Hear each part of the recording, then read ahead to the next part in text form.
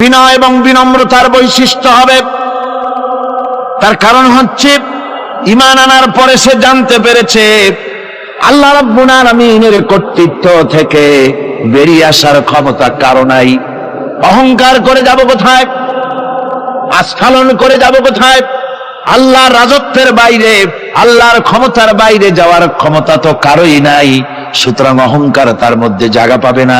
আল্লাহ পাক দুনিয়ার সমস্ত মানুষের জিনকে পরিষ্কার করে বলেছেন, ইয়া মাশারাল জিন্নি ওয়াল ইনস ইন ইসতাতাতুম আন তানফুযু মিন আকতারিস সামাওয়াতি ওয়াল আরদ ফানফুযু লা তানফুযুনা ইল্লা বিসুলতান।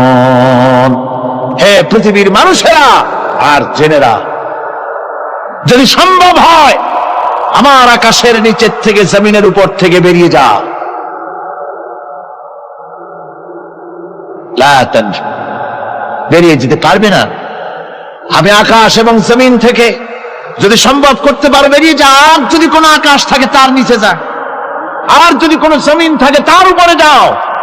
এমন দেশ যদি পাও যেখানে আমার আলো ছাড়া কোনো আলো আছে, আমার বাতাস ছাড়া কোনো বাতাস আছে, আমার চাঁদ সূর্য ছাড়া কোনো চাঁদ সূর্য আছে, যাও সেখানে।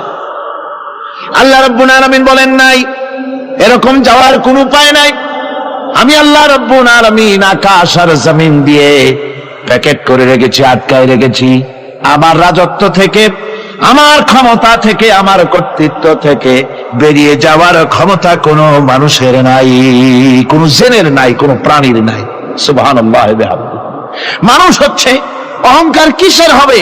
তোমরা হচ্ছ ফকির। আল্লাহ পাক বলছেন ওয়াল্লাহুল গানিয়্যু ওয়া আনতুমুল ফুকারা। আল্লাহ হচ্ছেন গনি। আল্লাহ কি? গনি, বেনিয়াস, বেপরোয়া।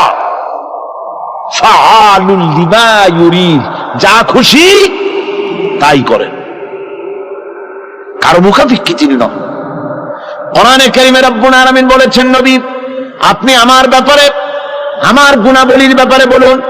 কুল হুয়াল্লাহ, ও আমার নবী আপনি বলুন আল্লাহ পাক এক এবং একক, তিনি নিরঙ্কুশ, তিনি বেনিয়াস, তিনি কারো মুখাপেক্ষী নন, তিনি কাউকে জন্ম দেন নাই, তাকেও কেউ জন্ম দেয়নি। আকাশ এবং জমিনে আল্লাহর সমকক্ষ কেউ নাই। তোমরা হচ্ছ ফকির আর আমি আল্লাহ হচ্ছে বেনিয়াস। লিল্লাহি মা ফিস সামাওয়াতি ওয়া মা ফিল আরদ, আকাশে যা আছে জমিনে যা আছে সব আল্লাহ, সব কার? আল্লাহ পাকের। সুতরাং কিসের অহংকার, কিসের মাতবাড়ি? মানুষ পেছনের কথা ভুলে যায়, মোটেই চিন্তা করে না। একটু আগে যারা ক্ষমতায় ছিল আজকে তারা ক্ষমতা হারা, আজকে যারা ক্ষমতায় এলো তারা আবার ক্ষমতা মস্তদে বসে দুনিয়ার সব বিপদ আপদ ভুলে যায়। কি করে আরো বেশি লুটপাট করা যায়, আরো বেশি মানুষকে শোষণ করা যায়, মানুষ এই চিন্তাই করে। অহংকারে, ক্ষমতার দর্পে ফেটে পড়ে, চিন্তা করে না পেছনের কথা। আল্লাহ রাব্বুল আলামিন বলেন, যারা নাকি মুমিন বান্দাদের বিনয় এবং বিনম্রতা তাদের মধ্যে সৃষ্টি হয়ে যাবে, তার কারণ হলো আল্লাহ পাক বলেছেন ওয়ালা তামশি ফিল আরদি মারহান ইন্নাকা লান তাখরিকাল আরদা ওয়া লান তাবলুগাল জিবালা তুলা। ওয়ালা তামশি ফিল আরদি মারহান, আমার জমিনের উপরে অহংকার করে পা ফেলো না।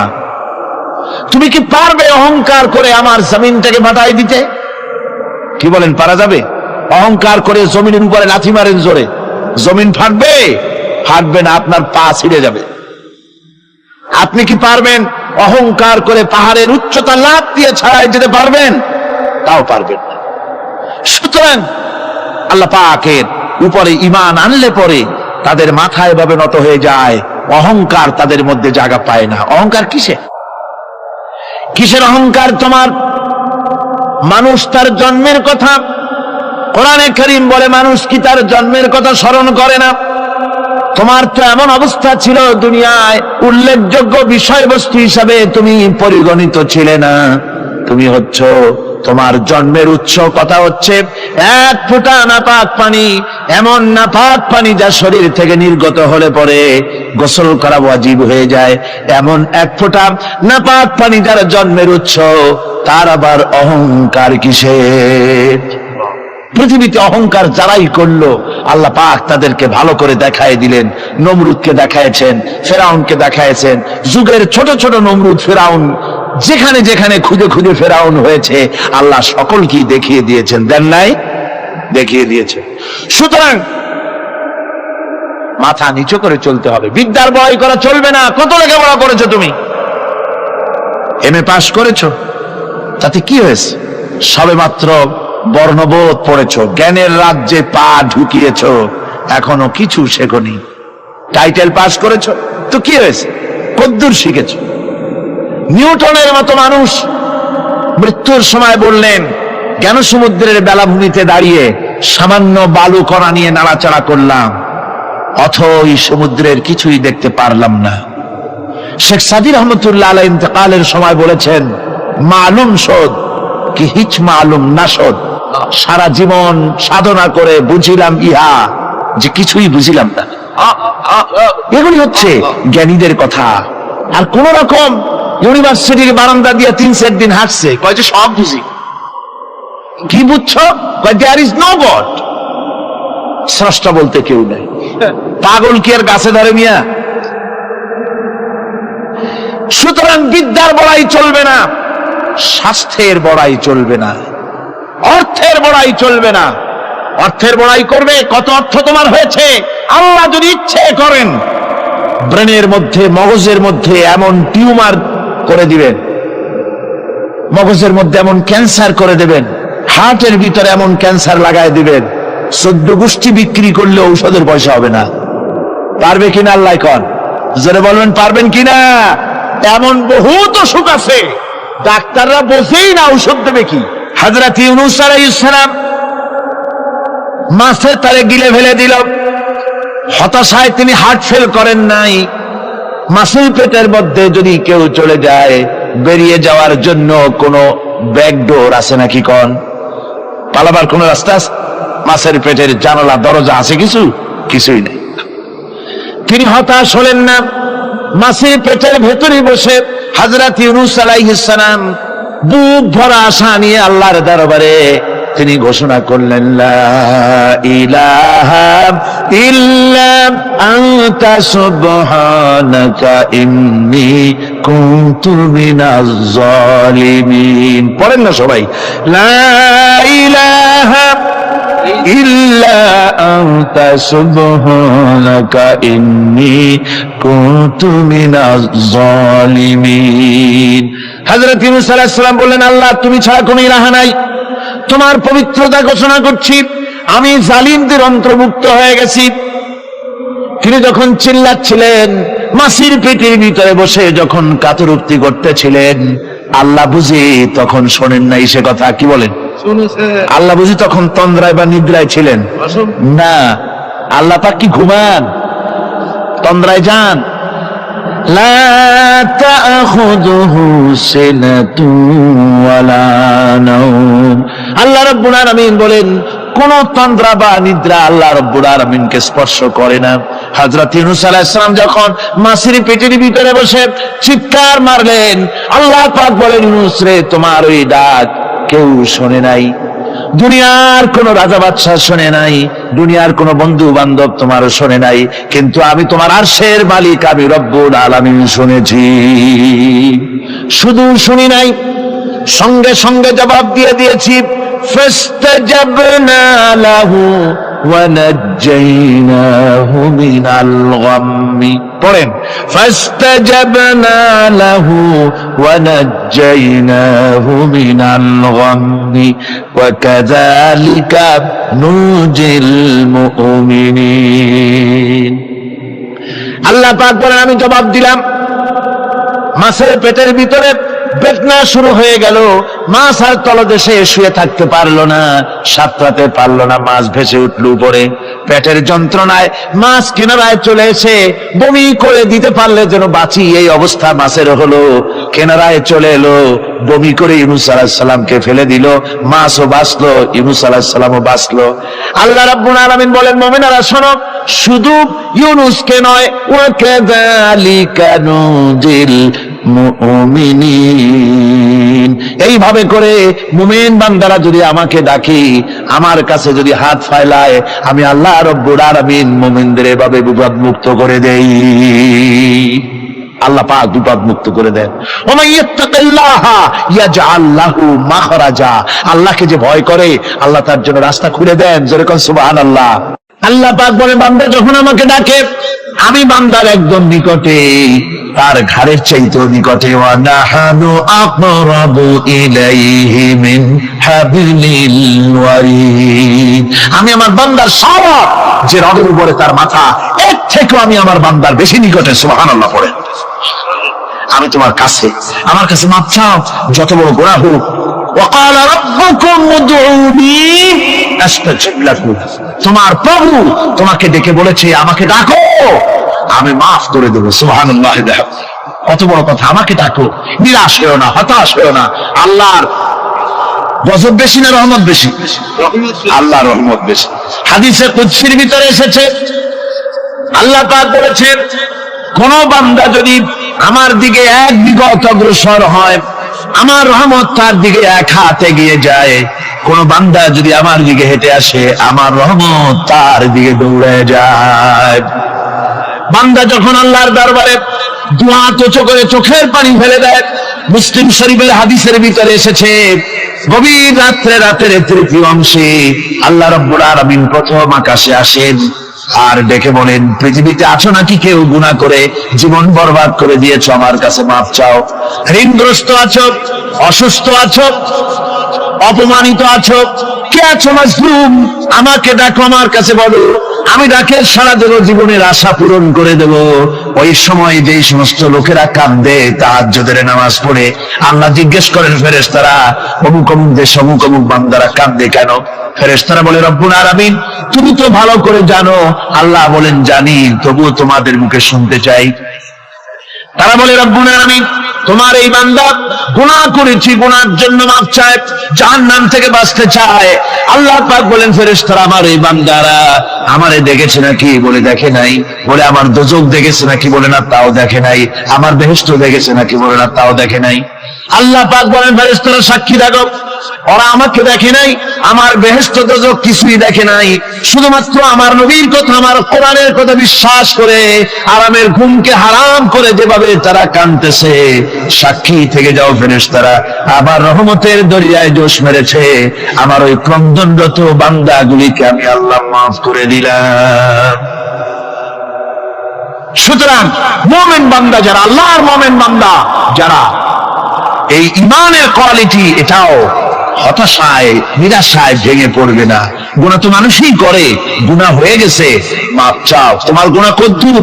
তোমার গুনাহ যদি হয় পাহাড় সমান, আল্লাহর রহমত আকাশ সমান। জাহান্নামের কঠিন শাস্তি থেকে বাঁচতে হলে আল্লাহর প্রতি ঈমান আনতে হবে। আর ঈমান আনলে যে কোয়ালিটিগুলি হয়, হওয়া উচিত, সেগুলি আমি আপনাদের সামনে আলোচনা করছি। এরপর আরেকটি কোয়ালিটি হবে মুমিনের, তা হলো কঠোর কঠিন বিপদে অবিচল থাকবে, বিপদে ভেঙে পড়বে না। বিপদ আপদ, শত্রুতা, ক্ষয় ক্ষতি যা কিছু হয় সবই আল্লাহর পক্ষ থেকে, এটা মেনে নিতে হবে এবং ধৈর্য ধারণ করতে হবে।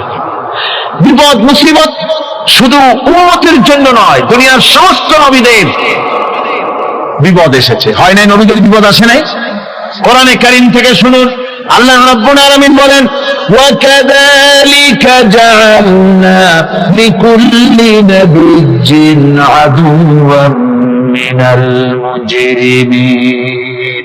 আল্লাহ পাক বলেন, এমনি করে আমি সকল নবীদের শত্রু বানিয়ে দিয়েছি, সব পাপিষ্ঠ আর অপরাধ প্রবণ লোকদেরকে।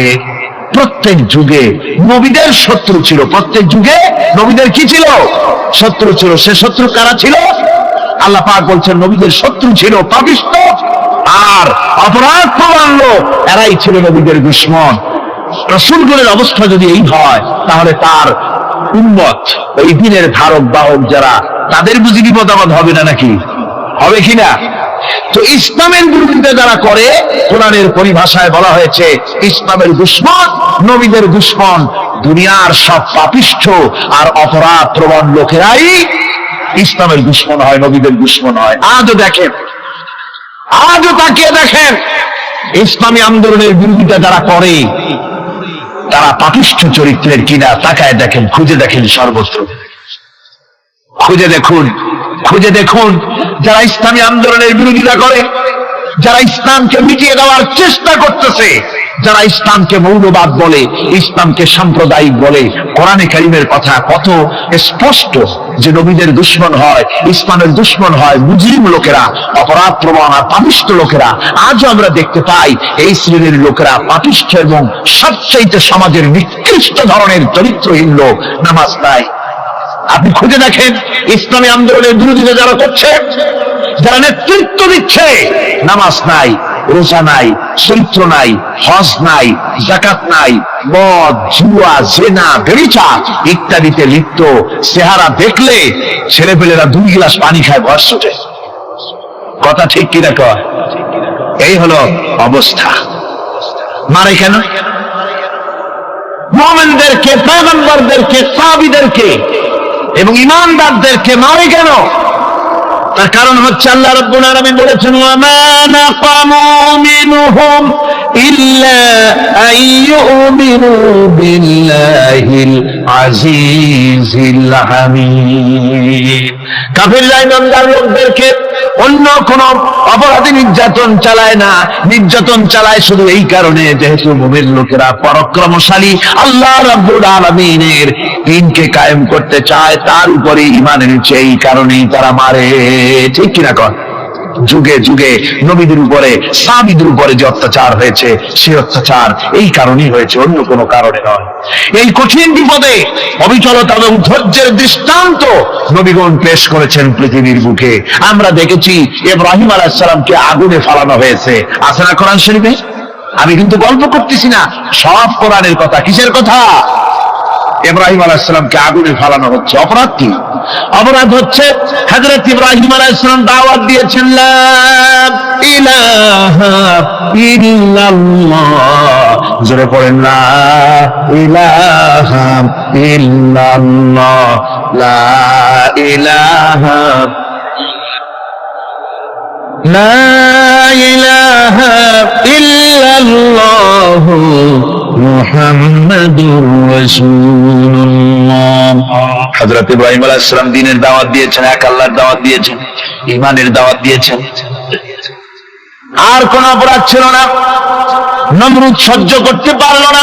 কোরআনে কারীমের মধ্যে সব কথাগুলি আল্লাহ পাক এই জন্য বিধৃত করেছেন, এই জন্য কোরআনে কারীমের মধ্যে সব কথা উঠায় দিয়েছেন, যাতে করে মুমিনেরা বিপদ আসলে পরে যেন ঘাবড়ে না যায়। ইব্রাহিম আলাইহিস সালামকে আগুনে ফালানো হচ্ছে।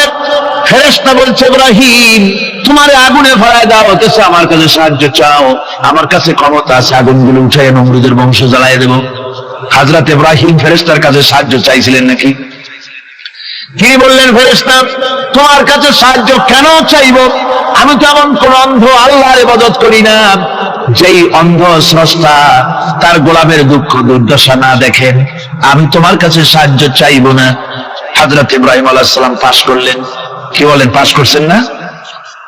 ঈমানের পরীক্ষায় পাস। আগুনের মধ্যে হযরত ইব্রাহিমকে যখন ফেলানো হচ্ছে, রব্বুল আলামিন আগুনের প্রতি নোটিশ করে দিলেন, ইয়া নারু কুনি বারদাও ওয়া সালামান আলা ইব্রাহিম। আগুন আমার ইব্রাহিমের জন্য শান্তিদায়ক, ঠান্ডা হয়ে যা। এখন কি আর আগুনের বাপের ক্ষমতা আছে ইব্রাহিমকে পোড়ানো? আর ক্ষমতা নাই। আমার বন্ধুগণ, ইব্রাহিম আগুনের ভিতরে আরামে বসা আছেন, আর ওদিকে নমরুদ বসে বসে দেখতেছে দূর থেকে। ইব্রাহিম তো জ্বলে না, গায়ের মধ্যে আগুন জ্বলে গেল। ডাক দিয়া কয়, আগুন তোর হলো কি? কেন জ্বালাইতে পারিস না আমার দুশমন রে? হলোটা কি তোর? তোর কি জ্বালানো শক্তি বন্ধ হয়ে গেল নাকি? আগুনের ভিতর থেকে জবাব এলো, নমরুদ রে, আমার ভিতরে জ্বালানো শক্তি আছে কি নাই যদি প্রমাণ করতে চাও, টেস্ট করতে চাও, তুই নিজে আয়, তোরে শুদ্ধ তামাম দুনিয়া জ্বালাই দিতে পারি, ইব্রাহিমের এক গাছা পশমও জ্বালাই দিতে পারি না। তার কারণ হচ্ছে আমি হচ্ছি মাখলুক, আল্লাহ হচ্ছেন খালিক। আল্লাহ আমাকে বলেছেন না জ্বালাতে, তুমি 1000 বার বললেও আমি ইব্রাহিমকে জ্বালাইতে পারবো না। কোরআনে কারিমে ঘটনা বলে মুমিনদেরকে সাহস দেওয়া হচ্ছে, মুমিনেরা দ্বীনের কাজ করতে গিয়ে বিপদ আবাদ আসবে, ইমানের দাবি হলো বিপদ আসবে, আর বিপদ আসলে ঘাবড়ায় যেও না, মুসিবতে পড়ে চিন্তায় পেরেশানে হয়রান হয়ে যেও না। বিশ্বকবি আল্লামা ইকবাল কি সুন্দর করে বলেছেন, আজ ভি হো জু বিরাহিম কা ইমা पैदा आप कर सकती है एक अंदाज गुलिस्तां पैदा। ইব্রাহিমের ইমান যদি আজিও কোথাও হয় বিদ্যমান, করতে পারেন অগ্নিকুণ্ডে খুবসুরত এক গুলিস্তান। আজ যদি আগুনের ভিতরে কোন নমরুদ কোন ইব্রাহিমকে যদি ফেলে দেয়, আল্লাহ রাব্বুল আলামিন আজও আগুনকে ফুলের বাগান বানায়া দিবেন। সুবহানাল্লাহ। ভয় পাওয়ার কারণ নাই, চিন্তা করার কোনো কারণ নাই। আমার বন্ধুগণ, হযরতে হুদ আলাইহিস সালামকে যখন সমাজের লোকেরা, রাষ্ট্রের লোকেরা ঘিরে ফেলে দিল, সমাজ শক্তি, রাষ্ট্র শক্তি যখন তাকে ঘিরে ফেলে দিল, ষড়যন্ত্রের পাহাড় তুলে দিল, তারে মেরে ফেলে দিবে, হযরত হুদ দেশ থেকে পালায় গেলেন না, ভয় পেলেন না। হযরতে হুদ আলাইহিস সালাম বললেন, কোরআনে কারীমে হযরত হুদের কথা কোট করা হলো, ফাকিদুনি জামিআন সুম্মা লা তুযিরুন। সম্মিলিতভাবে ষড়যন্ত্র করো আমার বিরুদ্ধে, সবাই মিলে ষড়যন্ত্র করো, সুম্মা লা তুযিরুন, আর আমাকে এতটুকু অবকাশ তোমরা দিও না। ইন্নী তাওয়াক্কালতু আলাল্লাহি রাব্বি ওয়া রাব্বিকুম, আমি ভরসা করেছি সেই আল্লাহর উপরে, যার কুদরতি হাতের ভেতরে, যিনি আমাদের রব তোমাদেরও রব, আর যার কুদরতি হাতের ভিতরে তামাম পৃথিবীর জানগুলি যার হাতে, সে আল্লাহর উপরে ভরসা করেছি। ষড়যন্ত্র যদ্দূর আছে করতে থাকো, আমি ষড়যন্ত্র পরোয়া করি না। সুবহানাল্লাহ। এটাই হলো মুমিনের কোয়ালিটি। শুধু ঈমান, লা ইলাহা ইল্লাল্লাহ মুহাম্মাদুর রাসূলুল্লাহ, গরুর গোশত খাই, আর রবিউল মাস আসতে পরে ইয়া নবী সালাম আলাইকা, ইয়া রাসূল সালাম আলাইকা, তারপরে গরম গরম জিলাপি আর রসগোল্লা খাইলাম খুব বেশি করিয়া, এর নাম মুমিন নয়। মুমিন হচ্ছে তার চলায় ফেরায়, ওঠায় বসায় সাহসিকতার এক আন্দাজ তৈরি হবে সে। আমার ভাইয়েরা, বিপদে অবিচলতা আমাদেরকে পয়গম্বরেরা শিক্ষা দান করেছেন। আমরা দেখতে পেয়েছি বিশ্বনবী জনাবে মুহাম্মদুর রাসূলুল্লাহ সাল্লাল্লাহু আলাইহি ওয়াসাল্লাম হিজরতের রাত, কাফেররা চতুর্দিকে দাঁড়ানো, হযরত জিবরাইল এসে বলেন, ইয়া রাসূলুল্লাহ, হে কাফেররা চতুর্দিকে ঘিরে দাঁড়িয়েছে, গভীর রাত, এখন হাতে তাদের তরবারি, সকাল হলে পরেই তারা আপনাকে মেরে ফেলে দিবে, তাড়াতাড়ি ওঠেন, মদিনার দিকে চলে যান। আল্লাহ নবী ঘুমের থেকে জেগে হযরত আলীকে ডেকে বলেন, আলী, আল্লাহ অর্ডার করেছেন আমি মদিনায় চললাম, আমার বিছানার পরে আমার চাদর গায়ে দিয়ে শুয়ে থাকো। হযরত আলী বলেন, আল্লাহর হাবিব, আপনার চাদর গায়ে দিয়ে ঘুমিয়ে থাকবো, সকালবেলায় কাফির বেঈমানেরা আপনার বিছানার পরে আপনার চাদর গায়ে দেওয়া অবস্থায় আমি আলীকে তারা মুহাম্মদ মনে করবে, আর আমি আলীকে নবী মনে করে তারা তাদের তরবারি দিয়া কেটে কেটে টুকরা টুকরা করে আমারে বিদায় করে দেবে দুনিয়া থেকে। এতটুকু পরোয়া করি না, বরং আমার দিলের মধ্যে এটাই তৃপ্তি থাকবে যে আমি আলীর জীবনের বিনিময় আল্লাহর হাবিব দুনিয়ায় বেঁচে আছেন। যে ব্যক্তি বিদ্রোহ করেছে এবং দুনিয়ার জীবনকে অগ্রাধিকার দিয়েছে, তার জায়গা হচ্ছে জাহান্নাম। জোরে বলেন নাউজুবিল্লাহ।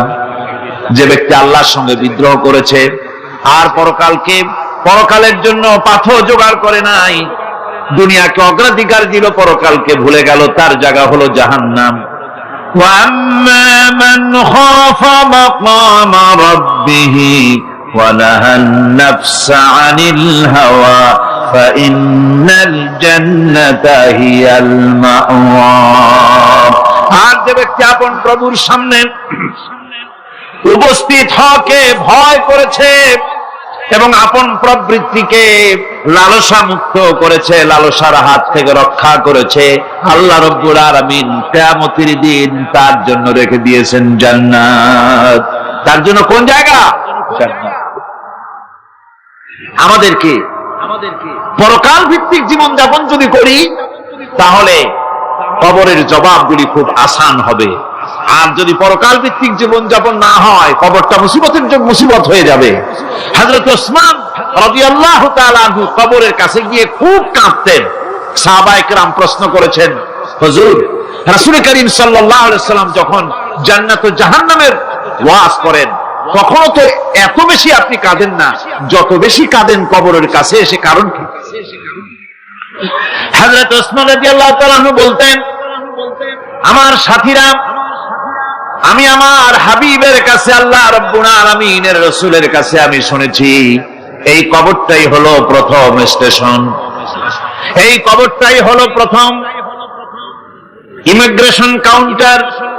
এই জায়গায় যদি কেউ ধরা পড়ে যায়, কারো যদি চার্জশিট হয়ে যায়, সব জায়গায় ধরা পড়ে যাবে, হাসরে মিজানে সিরাতে কোনো জায়গায় নাজাত পাবে না।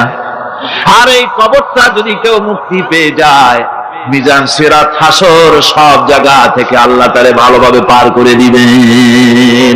এটা হলো আসল জায়গা, মারাত্মক জায়গা, খুব মারাত্মক জায়গা। আমি এটাকে ইমিগ্রেশন কাউন্টার বলেছি আমার ভাষায়। ইমিগ্রেশন কাউন্টার যারা বিদেশ ভ্রমণ করেছেন তারা জানেন। লন্ডন যাবেন, আমেরিকা যাবেন, সৌদি আরব যাবেন, যে কোনো বিদেশে যাবেন, গেলেই পাসপোর্ট তারা দেখবে। পাসপোর্টে আপনার ন্যাশনালিটি কোনটা সেটাই তারা জানতে চাইবে। আপনি কোন দল করেন এটা তারা জানতে চাইবে না। আপনি কোন ভাষায় কথা বলেন তাও তাদের জানার দরকার নেই। প্রথমেই তারা আপনার ন্যাশনালিটি দেখবে, আপনার আইডেন্টিটি কি তারা জানতে চাইবে। তারপরে যদি স্যাটিসফ্যাক্টরি হয় আপনাকে ভিসা দিয়ে ভেতরে ঢোকবার ব্যবস্থা করে দেবে। আর যদি তারা স্যাটিসফাইড না হয় তাহলে আপনাকে মেহমানখানায় ঢুকানো হবে গ্রেফতার করে। কবর হচ্ছে এ ধরনের একটি ইমিগ্রেশন কাউন্টার। কবরের ভিতরে মানুষ যখনই রাখা হবে সঙ্গে সঙ্গে দুজন ফেরেশতা আসবে। কবরের কাছে যারা এসেছিল দাফন হয়ে যাওয়ার পর এই লোকগুলি 40 কদম যেতে যতক্ষণ লাগে এর মধ্যেই দুজন ফেরেশতা এসে যাবে, এসে জিজ্ঞেস করবে, মান রব্বুকা, তুমি কোন দল করতে? ওটা তাদের জানার দরকার নেই। চাকরি কিসে করতেন ওটা জানার দরকার নেই। ব্যবসা করতেন না চাকরি করতেন প্রয়োজন নেই। প্রথমেই জিজ্ঞাসা করা হবে ন্যাশনালিটি, প্রথমেই জিজ্ঞাসা করা হবে তার ন্যাশনালিটি সম্পর্কে, তার আইডেন্টিটিটা কি, এবং সেটাকে সত্যায়িত করার জন্য, বোঝার জন্য 3টি প্রশ্ন। প্রথম প্রশ্ন, মান রব্বুকা ওয়া মা দীনুকা ওয়া মান নাবিয়্যুকা, তোমার রব কে, তোমার দ্বীন কি, তোমার নবী কে। যদি এই ব্যক্তি বেঈমান হয়, মুনাফিক হয়, সে বলবে হায় হাতা লা আদরি, হায় হাতা লা আদরি, জানি না আমার রবকে, আমি জানি না। তোমার দিন কি, দিন কারে কয় বুঝি না। এরপরে আল্লাহর নবী জনাবে মুহাম্মদ রাসূলুল্লাহ সাল্লাল্লাহু আলাইহি ওয়াসাল্লামকে দেখানো হবে, বলা হবে মা কুনতা তাকুলু ফি হাদার রাজুল, এই ব্যক্তি সম্পর্কে তোমার ধারণা কি নিকে? বলবে আমি চিনি না। নাউযুবিল্লাহ। বাস, এরপরে তার যা হবার তাই শুরু হয়ে যাবে। আর যদি বান্দাটা মুমিন হয়, প্রশ্ন করা হবে মান রব্বুকা, জবাব দেবে রব্বি আল্লাহ, আমার রব আল্লাহ রাব্বুল আলামিন। ওয়া মা দীনুকা, দীনুনা ইসলাম, আমার দিন হচ্ছে ইসলাম। এরপরে আল্লাহর নবীকে দেখানো হবে। কয়েক রকমের বর্ণনা আছে, কোন বর্ণনায় আছে হুজুরের আকারে দেখানো হবে, অথবা রাসূলকে সরাসরি দেখানো হবে। বলা হবে মা কুনতা তাকুলু ফি হাদার রাজুল, এই লোকটি সম্পর্কে ধারণা কি? মুমিন ব্যক্তি বলবে হাদা নবিয়ুনা মুহাম্মাদুর রাসূলুল্লাহ সাল্লাল্লাহু আলাইহি ওয়াসাল্লাম, ইনি আমার তো সেই নবী মুহাম্মাদুর রাসূলুল্লাহ সাল্লাল্লাহু আলাইহি ওয়াসাল্লাম। আমরা যেন এই রকমের জবাব দিতে পারি, আল্লাহ কবুল করো। সকলে জোরে বলেন আমিন। জবাব হয়ে যাওয়ার পর গায়ব থেকে আওয়াজ আসবে, ফাফরিশু বিল জান্নাতি ওয়ালবিসু বিল জান্নাহ। ও আমার ফেরেশতারা, আমার এই বান্দাকে জান্নাতের পোশাক পরায়া দাও আর কবরটাকে জান্নাতের বিছানা বিছায়া দাও। জান্নাতের পোশাক পরায় দাও, জান্নাতের বিছানা বিছায়া দাও। ইলা মাদ্দা বাসারিহি, তার চোখের দৃষ্টি যতদূর যায় কবরটা ততটা প্রশস্ত করে দাও। এরপর বেহেশতের পোশাক পরাইয়া, বেহেশতের বিছানা বিছায়া ফেরেশতা বলবে নম কানাউমুল উরুস, ঘুমিয়ে যাও। দুলামিয়া যেমন বাসর সজ্জায় নতুন বউ নিয়ে আরামে ঘুমায়, এরকম আরামে ঘুমায় যাও। ইলা ইয়াউমিল কিয়ামা, কিয়ামত পর্যন্ত ঘুমায় আরামে ঘুমিয়ে থাকবে। এরপরে সিংহায় ফুৎকার হবে, সিংহার ফুৎকারের আওয়াজে তার ঘুম ভেঙে যাবে। বলবে ইয়া ওয়াইলানা মান বাআসানা মিন মারকাদিনা, হায় আফসোস, আমার এত আরামের ঘুম থেকে কে আমাকে জাগ্রত করলো, আমার ঘুমটারে নষ্ট করলো কে? আওয়াজ আসবে হাদা মা ওয়াদার রহমান ওয়া সাদাকাল মুরসালুন, এটা হচ্ছে রহমানের সেই ওয়াদা, আর মুরসালিনরা নবীরা সত্য কথাই বলেছিলেন, সেই কিয়ামত অনুষ্ঠিত হচ্ছে। আমার বন্ধুগণ, সেজন্য এই দুনিয়ার মোহে পড়ে থাকলে পরে দুনিয়ায় যারা অগ্রাধিকার দিবে দুনিয়াকে পরকালের তুলনায়, জবাব দিতে পারবে না কবরের ভিতরে গিয়া। আর যারা পরকালকে অগ্রাধিকার দিবে, দুনিয়ার চাইতে পরকালকে বেশি অগ্রাধিকার দেবে, আর আল্লাহর ভয় কলিজার ভিতরে রাখবে, কবরের জবাব সঠিকভাবে দিতে পারবে, কিয়ামতের দিন আল্লাহ রাব্বুল আলামিন তাদের জন্য জান্নাত দান করবেন। জোরে বলেন আমিন। দুনিয়াটা হচ্ছে দুনিয়া যেখানে আমরা আছি। আমি আগেই বলেছি দুনিয়া হচ্ছে আদনা শব্দ থেকে এর উৎপত্তি হয়েছে। তুচ্ছ, নিকৃষ্ট, এটার দাম নাই, এটার মূল্য নাই। হযরত ইবনে কাইয়িম রাহিমাহুল্লাহ নওয়ারাল্লাহু মারকাদাহু ওয়া জাআলাল জান্নাতা মাসওয়াহু, হযরত ইবনে কাইয়িম তিনি বলছেন, সুন্দর করে বলছেন দুনিয়া সম্পর্কে, মা মাদা ফিদ দুনিয়া আহলামুন ওয়া মা বাকিয়া মিনহা আমানি ওয়াল ওয়াক্তু বাইনাহুমা দাইন। মা মাদা ফিদ দুনিয়া আহলামুন, জীবনের যে অংশ ফেলে এসেছি সেটা আজ একটা স্বপ্ন। ওয়া মা বাকিয়া মিনহা আমানি, আর জীবনের যে অংশ সামনে বাকি আছে সেটা এখন একটা আকাঙ্ক্ষা। ওয়াল ওয়াক্তু বাইনাহুমা দাইন, আর এর মাঝখান থেকে সময় সব চলে যাচ্ছে। কত বড় কথা চিন্তা করেছেন?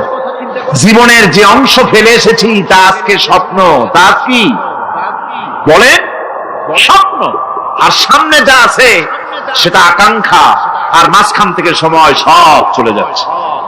এরপরে তিনি বলছেন ওয়ামান ইয়াসহাবিদ দুনিয়া ইয়াকুন মিসলা কাবিদিন আলাল মাই খালাতুহু ফুরুজুল আসাবিঈ।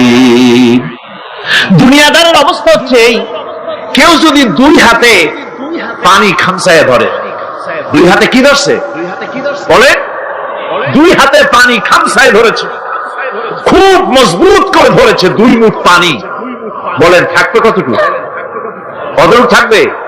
এক ফোঁটাও থাকবে না, কারণ তার আঙ্গুলের ফাঁক তার সাথে খেয়ানত করবে, আঙ্গুলের ফাঁক দিয়া পানিগুলি সব বেরিয়ে চলে যাবে।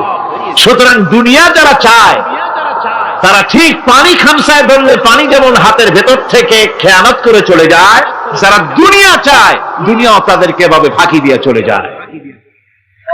তবুও দুনিয়ার মায়া মানুষের এত বেশি। আল্লাহর নবী বলেন লাউ কানা লি ইবনি আদামা ওয়াদিন মিন যাহাবিন লাহাব্বা ইয়াকুনা লাহু সানিন, এই পৃথিবীতে যদি কাউকে একটা মাঠ ভরে যদি সোনা দেওয়া যায়, লোকটা বলবে রব্বুল আলামিন, আমি যদি আরেকটা মাছ এরকম সোনা ভরা পেতাম, দ্বিতীয় আরেকটা মাছ দেওয়া হলে আবার বলবে যদি তৃতীয় আরেকটা মাছ সোনা ভরে যদি পেতাম। নবীজি বলেন ওয়ালা ইয়ামলাউ জাওফু ইবনু আদামা ইল্লা তুরাব, মানুষের পেট 3.5 হাত মাটি ছাড়া, কবরের মাটি ছাড়া মানুষের পেট ভরবে না। আরো চাই, আরো চাই, চাওয়ার কোনো শেষ নাই। মানুষ এভাবে করে দুনিয়ার মহব্বতে এমনি পাগল হয়ে যায়, শুধু দুনিয়ার মহব্বত, পরকালকে বেমালুম ভুলে যায়। আমি কিন্তু এই কথা বুঝাতে চাই নাই যে পরকালের মহব্বতে, পরকালের ভয়তে বা পরকালের জন্য দুনিয়া আপনি বাজার ঘাট, বেচা কিনা, ব্যবসা বাণিজ্য সবকিছু ভুলে যান, না তা নয়। ভুল বোঝার কোনো কারণ নাই। পরকালকে অগ্রাধিকার দিতে হবে, মানে দুনিয়াটা চিরস্থায়ী জায়গা নয়। চিরস্থায়ী হচ্ছে কোনটা? আখিরাত। চিল্লা এখন কোনটা? সুতরাং এখানে যা করতে হবে, আখিরাতের জবাবদিহিমূলক জীবন যাপন করতে হবে। আপনি ব্যবসা করবেন, ওজনে কম দিতে পারবেন না, আপনি খাদ্যে ভেজাল দিতে পারবেন না, চুরি করতে পারবেন না, ডাকাতি করতে পারবেন না, জেনা করতে পারবেন না, বদমাশি করতে পারবেন না, মদ খেতে পারবেন না, সন্ত্রাসী হতে পারবেন না, হাইজ্যাকার হতে পারবেন না, চাঁদাবাজ হতে পারবেন না, মুনাফাখোর হতে পারবেন না, আপনি চোরা কারবারি হতে পারবেন না, ঘুষখোর হতে পারবেন না, সুদখোর হতে পারবেন না। এই সব কাজ পরকালকে বিশ্বাস করলেই এ সমস্ত কাজ থেকে মানুষ বিরত থাকতে পারে। কথা ঠিক কিনা? এটাই হচ্ছে পথ। সুতরাং এই পৃথিবী থাকবে না, এটা কি চিরকাল থাকবে? না, এর একটা পরিসমাপ্তি ঘটবে। যেমন করে সারা বছর লেখাপড়া করার পর কলেজে, বিশ্ববিদ্যালয়, মাদ্রাসায়, হাই স্কুলে, সব জায়গায় সারা বছর লেখাপড়া করার পর যেমন পরীক্ষা দেওয়ার একটা দিন আসে, সারা বছর ব্যবসা করার পর হিসাব নিকাশ করার যেমন একটা সময় আসে, সারা মাস চাকরি করার পর বেতন পাওয়ার যেমন একটা দিন আসে, সারা জীবন চাকরি করার পর পেনশন পাওয়ার যেমন একটা সময় আসে, অনুরূপ ভাবে এই দুনিয়া যেদিন শেষ হয়ে যাবে, আল্লাহ নির্ধারিত সময় শেষ হয়ে যাওয়ার পর একটা সময় আসবে যখন আল্লাহ রব্বুল আলামিন সব শেষ করে দিবেন, লন্ডভন্ড হয়ে যাবে, কিছুই থাকবে না। কোরআনে কারীমে আল্লাহ সব বলেছেন, কোরআনে সব আল্লাহ বলে দিয়েছেন। আল্লাহ পাক বলেন এই পৃথিবীর সব কেমন ভাবে ধ্বংস হবে তার চিত্র আল্লাহ পাক কোরআনে কারীমে তুলে ধরেছেন। ইযাস সামাউ ফাতারাত ওয়া ইযাল কাওয়াকিবু তাসারাত ওয়া ইযাল বিহারু ফুজ্জিরাত ওয়া ইযাল কুবুরু বু'সিরাত। যখন আকাশসমূহ দীর্ঘ বিদীর্ণ হয়ে যাবে, তারকাগুলি বিক্ষিপ্ত হয়ে ছিটকে পড়বে, আর সমুদ্রগুলি উচ্ছ্বসিত হয়ে পড়বে, কবরগুলি সব তার ভেতরে যা আছে উদ্গীরণ করে দেবে, তারকাগুলি স্থিমিত হয়ে যাবে। এরপরে সমস্ত আকাশগুলি কিতাবের পৃষ্ঠার মতো একটার পরে একটা ঠাস ঠাস করে পড়তে থাকবে, চূর্ণ বিচূর্ণ হয়ে ভেঙে চুরে একাকার হয়ে যাবে। পাহাড়গুলিকে উড়িয়ে দেওয়া হবে, চন্দ্র এবং সূর্য একাকার হয়ে যাবে। আল্লাহ রাব্বুল আলামিন বলেন ফাইদা বারিকাল বাসার ওয়া খাসাফাল কমার ওয়া জুমিআশ শামসু ওয়াল কমার। চক্ষু যখন বিস্ফারিত হয়ে যাবে, চাঁদ যখন তার আলো হারিয়ে ফেলবে, সূর্য যখন তার আলো হারিয়ে ফেলবে, চাঁদ আর সূর্য সব একাকার হয়ে যাবে, সেই সময় অবস্থাটা কি চিন্তা করো। মানুষ হয়রান হয়ে দৌড়াদৌড়ি করবে। ওয়াহুমিলাতিল আরদু ওয়াল জিবালু ফাদুক্কাতা দাক্কাতান ওয়াহিদা।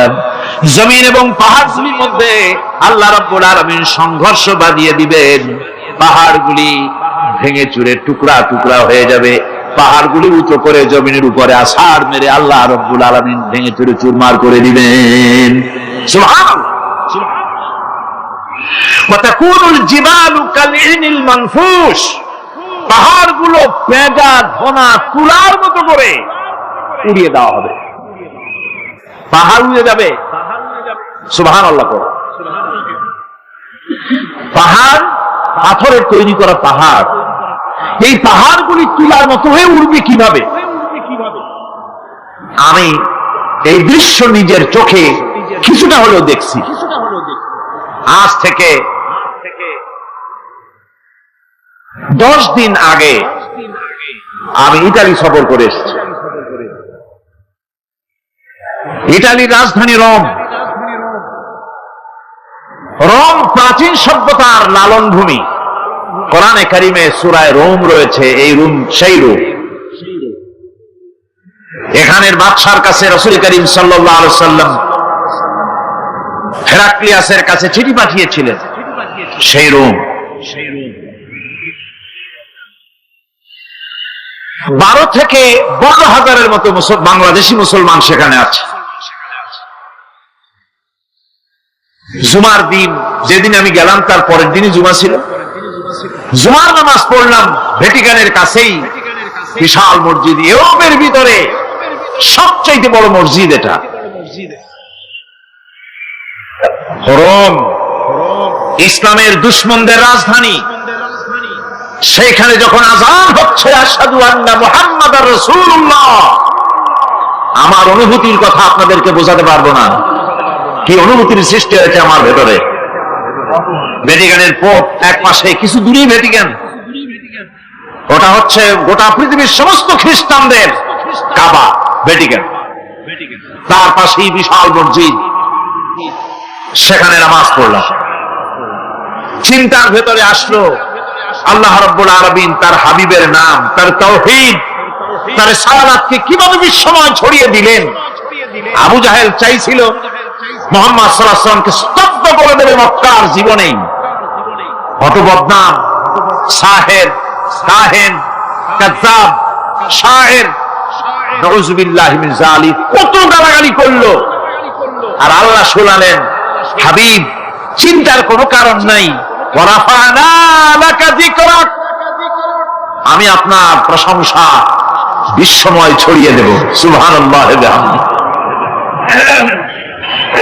রোম প্রোগ্রাম শেষ করে আমাকে তারা নিয়ে গেল, যেটা আমি বলছি সফর কাহিনী শোনাবার সময়টা না, যেহেতু এর সঙ্গে প্রাসঙ্গিক সেজন্য বলছি। পাহাড় কেমনে তুলার মতো হয়ে উঠবে তার নজির দেখেছি। রোম শহর থেকে 300 মাইল দূরে, 300 কিলোমিটার দূরে নেপোলিয়ান বোনাপার্ট তার বাড়ি, এবং ওটা তার নামে একটা প্রভিন্স। ভূমধ্য সাগরের পারে ভিসুভিয়াস, পৃথিবীর সবচাইতে বড় আগ্নেয়গিরি। সেটা দেখাতে নিয়ে যাওয়া হলো আমাকে। যে পাহাড়টা পৃথিবীর মাটি থেকে তার চূড়া হচ্ছে 3 মাইল উঁচু। এর 2 মাইল গাড়িতে করে ঘুরে ঘুরে যাওয়া যায়, এরপর আর গাড়িতে যাওয়া যায় না, বাকিটুকুন যেতে হবে হেঁটে হেঁটে। পাহাড়ের উপরে অক্সিজেন কম, বেশ কষ্ট হচ্ছিল উঠতে। জীবনে প্রথম পাহাড়ে চড়েছি জাবালে নূর, রাসূল করিম সাল্লাল্লাহু আলাইহি ওয়াসাল্লামের উপরে যেখানে ওহী হয়েছিল সর্বপ্রথম। পাহাড় চড়ার একটা অভিজ্ঞতা ওখান থেকে আমার কিছুটা হয়েছিল। খুব কষ্ট হলো বাকি 1 মাইল উঠতে। যখন ভিসুভিয়াসের একদম শীর্ষে চলে গেছি, সেখানে গিয়ে আমার সাথে 15-20 জন লোক ছিল। আমি নিজে আল্লাহু আকবার বলে আমার গলা থেকে আওয়াজ বেরিয়ে গেল। আমি দেখতে পেলাম ভিসুভিয়াসের শীর্ষে বিশাল গর্ত। আমার মনে হয় গর্তটা এই মাঠের 1/4 হবে। এই মাঠের 1/4 হবে গর্তটা। সেই গর্তটার গভীরতা হচ্ছে 1.5 কিলোমিটার। এইখান থেকে পাথরগুলি উত্থিত হয়েছে, আগ্নেয়গিরি পাথর আগুনে গলে লাভা হয়ে এগুলি পাহাড় বেয়ে উপচে পড়েছে, চতুর্দিকে 12 মাইল ছড়িয়ে গিয়েছে। আমার মনে পড়ল ওয়াকুদুহান নাস ওয়াল হিজারা, জাহান্নামের আগুনের ইন্ধন হবে মানুষ আর পাথর। আমি সেখানে সেজদায় পড়ে গিয়ে কান্নাম আর বললাম, আল্লাহ জাহান্নামের আগুন হারাম করে দিও আমাদের জন্য। পাথর কিভাবে গললো, গলে পাথরগুলি গলে পুড়ে চতুর্দিকে পড়েছে আর ছিটকেছে, চতুর্দিকে ছিটকে পড়েছে। সেই পাথরগুলি ছিটকে ছিটকে যেগুলি পুড়ে পড়েছে সেগুলিকে দূরে সাদা রঙের বলে মনে হয়, কোনোটা সাদা কোনোটা কালো, মনে হয় যেন তুলার মতো হয়ে পড়ে আছে চতুর্দিকে। 1944 সনে তৃতীয়বারের মতো ভিসুবিআরসি অগ্নিগিরি যে অগ্নি উৎপাত করে তাতে আশেপাশের 12 মাইল এলাকা এফেক্টেড হয়ে যায়। পাথরগুলি গলে এভাবে বিধ্বস্ত করে দিয়েছে। এখান থেকে এখানে জোহরের নামাজ, আসরের নামাজ আমরা পড়লাম, আল্লাহর কাছে খুব দোয়া করলাম। এখনো ধোঁয়া উঠতেছে, এখনো পাহাড়ের ফাটল দিয়ে ধোঁয়া উঠছে। একজন হাত দিয়ে আমাকে বলল যে খুব গরম লাগে ধোঁয়াগুলি।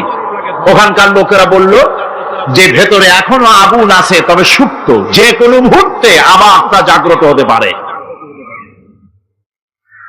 আমরা সেখান থেকে নেমে এলাম। একটু কিছু দূর গিয়েই সেখানে হলো পম্পেই শহর। এই পম্পেই শহরটা হচ্ছে ঈসা আলাইহিস সালামের জন্মের 2000 বছর আগে এই শহর তৈরি হয়।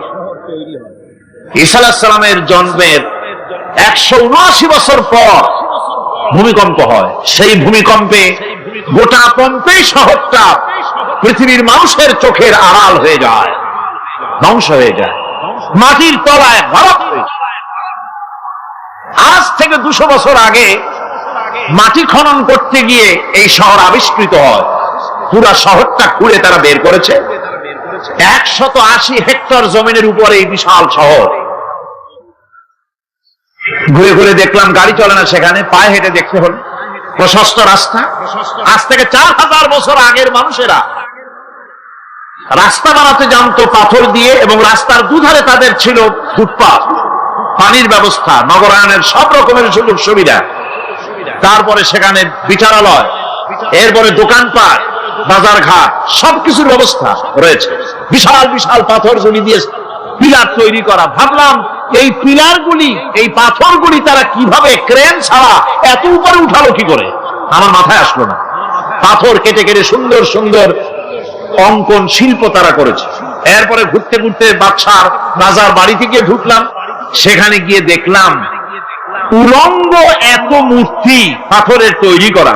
পাথর কেটে কেটে দেওয়ালে যৌন মিলনের এমন কোন অশ্লীল ছবি নাই যা তারা সেখানে তৈরি করে না। উলঙ্গ মূর্তি আর উলঙ্গ যৌন মিলনের অসংখ্য ছবি দিয়ে এই এলাকা ভরা। তখন আমি বুঝলাম আল্লাহর গজব হওয়ার কারণটা কি, এই শহরটা মাটির নিচে হরপ হয়ে যাওয়ার কারণটা কি। আল্লাহ পাক জেনা ব্যভিচার যে দেশে বেশি হয় আল্লাহ পাক বরদাস্ত করে।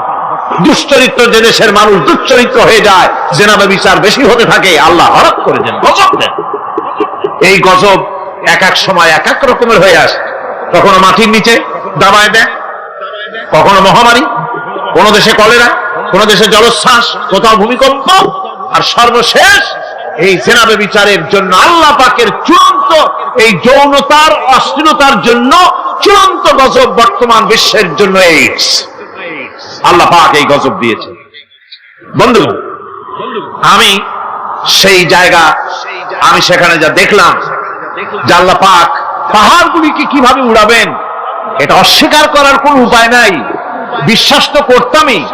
তবে হযরত ইব্রাহিম আলাইহিস সালাম যেমন বলেছিলেন, রব্বি আরিনি কাইফা তুহিল মাউতা, আয় আল্লাহ তুমি মরাকে জিন্দা করবা কেমনে?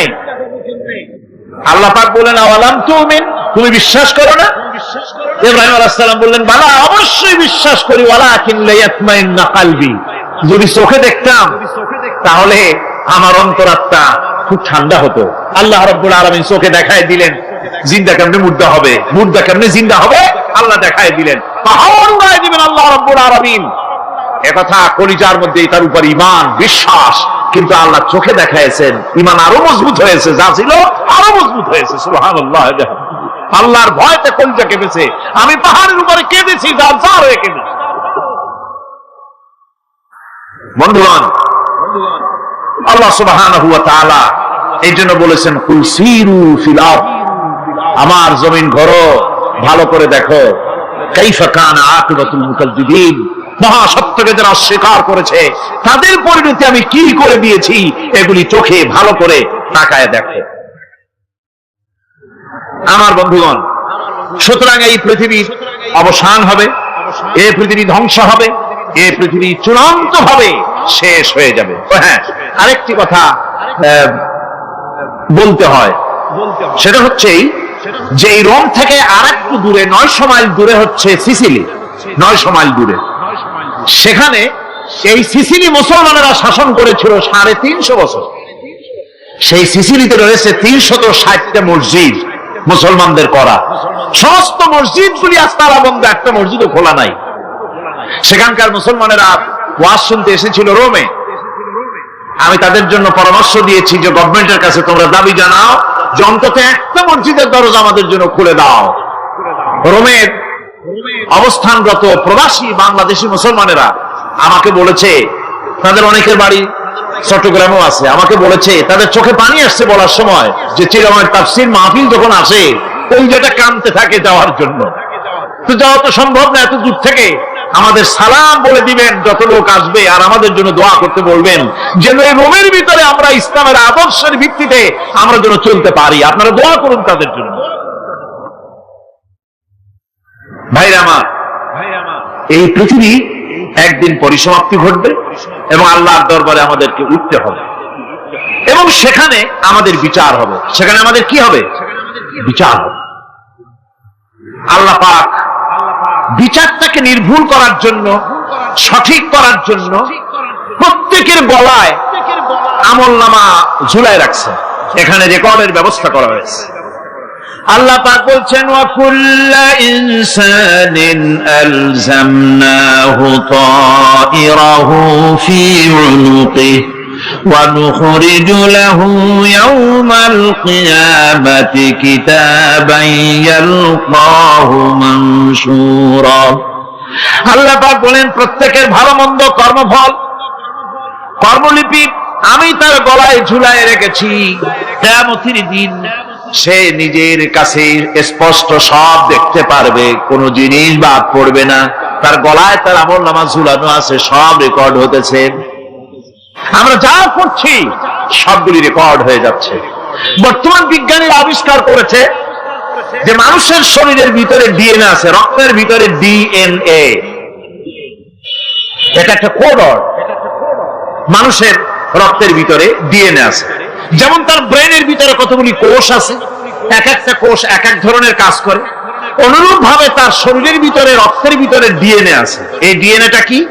এই ডিএনএটা হচ্ছে, এই ডিএনএ একটা কম্পিউটারের মতো কাজ করতেছে। লোকটা কি করবে, কোথায় যাবে, সে ভালো হবে মন্দ হবে, কি হবে, সব তার ডিএনএর মধ্যে রেকর্ডকৃত আছে। এটা বোঝার জন্য একটা সুন্দর দৃষ্টান্ত দেওয়া যায়। যেমন এই কাগজটাকে আপনারা মনে করুন একটা গাড়ির ব্লু প্ল্যান, একটা ব্লু প্রিন্ট, একটা গাড়ির ব্লু প্রিন্ট।